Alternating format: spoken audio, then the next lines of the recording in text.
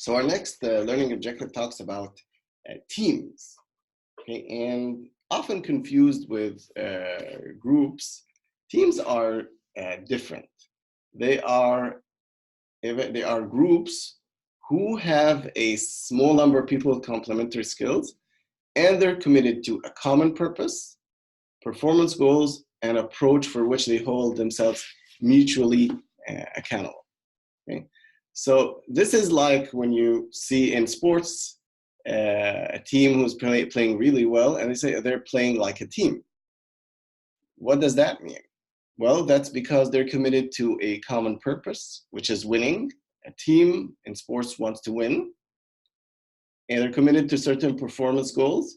Maybe, for example, the team is defending well, and approach for will they hold themselves mutually accountable. So they don't start pointing fingers and saying, oh, you're the one who you didn't catch that ball on defense. You're the one who didn't really score the ball, and so on. So when they start pointing fingers, then they're not performing like a team. They don't hold themselves mutually accountable. So a team is a very cohesive group of people, right? So a group becomes a team one when leadership becomes a shared activity. So as we said, we don't start pointing fingers. There's no one leader. We're all, together in this, and we push each other to perform our best. Okay? And when accountability shifts from the individual to both the individual and everyone together. I remember a very good example of a hotel in which accountability for customer satisfaction was the responsibility of every single person, from the person who cleans the rooms and drives the customers to the airport, up to the chefs, anyone in the concierge, anyone in the hotel. So if the driver was asked what attractions do you have around here, he would volunteer to take the guest wherever he wanted, even though it wasn't part of his exact job description. And the group develops its own purpose or mission. So I like to think that the group that I talked about earlier about coordinating efforts across principles marketing actually became a team. Our mission or purpose was to ensure that we deliver the high level of quality education in principles of marketing. Problem solving also becomes a way of life. So we always focused in that group on how we can always tweak the group project to ensure that students were always learning.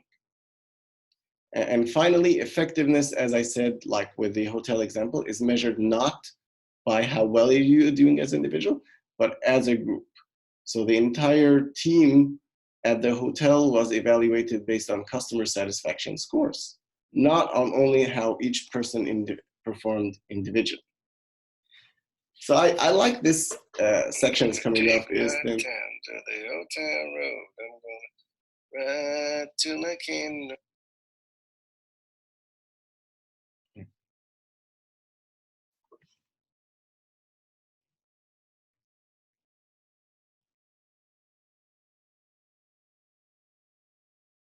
Okay, so we have, I like this part then, which talks about team players. So I like this slide which talks about team players and free riders. And team players have three key characteristics. They are committed to the purpose of that group. They're collaborative, so they listen well to others, and they're willing to work and open to helping others as well, and they're competent. They're really good at what they do. So when we recruit someone for higher education, when we're recruiting a new faculty member to teach marketing, we want to ensure that they are always team players. They might be competent, they might be good teachers, but if they're not committed to the purpose of the department, whatever that purpose is, it might be to develop top-class research, it might be to focus on students, it might be to perform excellent service to the community. but they have to be committed to the purpose of the group and collaborative, and we want them to work with others. So a person who's coming in wants to work with others with teaching. Maybe they're developing new curriculum, so they all have to band together and do that, because all of the courses develop or depend on one another. If everyone taught their own course, on their own, we wouldn't have a strong program, right? So this is why team players are very important, and we usually have in the interviews a whole almost day or two to ensure that we have a team player there. We can judge whether they're competent by their evaluation scores, by their teaching, by their even number of publications that they have, but we can't really judge this commitment and collaborative part unless they really come on campus and they meet other faculty members. On the other hand, of course, we have free riders, people who don't want to do the work. They're very disrupting for others, and they're very hard to work with. And just because of the nature of what I do, I have group work in all of, or not all of, because in this class we don't have, in most of my face-to-face classes. And it is tough to deal with groups. And we find some groups are very disjointed. They just split up the work, and then at the end of the semester, just paste it all together. And that's not a team, that's a group. However, we have other groups which set specific times to meet, they discuss the ideas, they put things together, they make sure that everything is syncs well with one another, they write it again. That's a team, because they want to make sure that they reach the objective of developing the best project possible for that class. I find that we can limit free riders by limiting the group size. In my case, I find that 3 is the optimal size for group projects. 4 is okay, 5 is always a disaster because we always have a free rider. And holding people accountable. I always ask the students to say what they expect from each other at the beginning of the semester, put it down in a written document so everyone agrees on that. So when it comes to the end of the semester and someone doesn't hold up the end of their, what they're supposed to do, then, they are held accountable for that. Okay. And finally, of course, when we're divvying up that effort, that kind of effort, it should be somehow equitable, it should be fair. And that's why when they set up in the document, everyone agrees upon it, it is fair at the beginning. Okay, so other aspects of teams which are very important are what we're going to talk about is team interdependence, and then we're going to talk about trust after that. So, and what is team interdependence? It's the extent to which team members are dependent on each other in accomplishing their own work. So there are 2 forms of interdependence. There's task interdependence and there's outcome interdependence. So interdependence in tasks, it's the extent to which a person depends on others in performing his or her own task. So for example, as I said before, when we're interviewing for a position, several faculty members, including the dean, will meet the candidate, the person who's interviewing for the job, each separately. And then at the end, they confer and meet together to decide who is going to, who are we going to hire. And that's what we call reciprocal interdependence.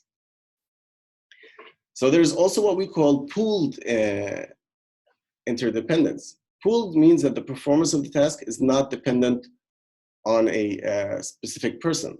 The results of the tasks are all pooled together. The book gives a very good example of salespeople who each sell independently and then report the results at the end of the month together.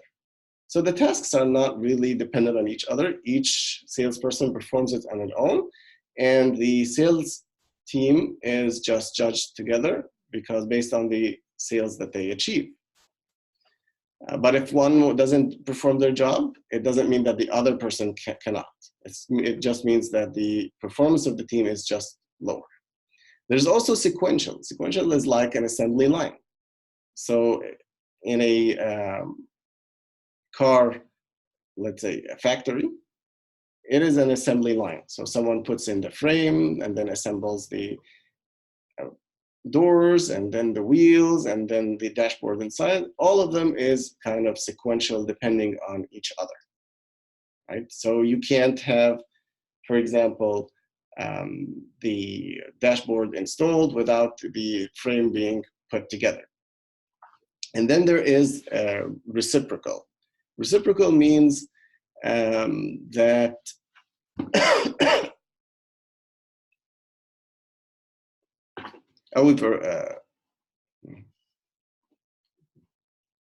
we've already talked about, yes, reciprocal, with each one done together, and then they confer at the end and meet together to decide who the candidate is. Comprehensive means that there is a huge level of interdependence between the different people.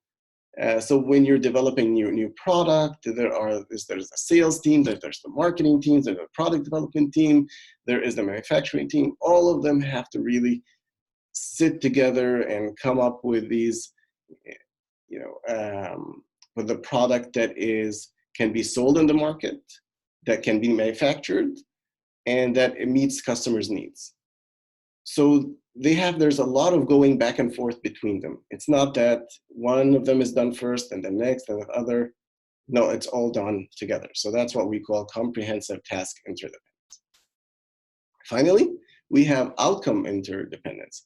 And outcome interdependence means the extent to which the outcome of the tasks are rewarded and communicated at the group level. As I said, when we talk about the hotel, the outcome of the group, of the entire team in the hotel, depends on the customer satisfaction scores. So it doesn't depend on the performance of each person alone. If customer satisfaction scores are high across the board for cruises, for hotels, then everyone is judged to be have a favorable evaluation, and they're judged to be good team members. Okay. So as we said, one more important aspect is interdependence. When we talk about teams, trust is another thing, right? So trust means being open, being vulnerable, and believing that the other person will consider you when they behave. For example, customers trust the products that they buy will not harm them and that they will operate as expected. Okay, so this is the trust you place into these products. Same thing when we deal with other persons, that we trust that they will consider us when they make decisions. So trust comes in three forms. There's contractual, communication, and competence. Contractual trust means, do people do what they're saying they're going to do?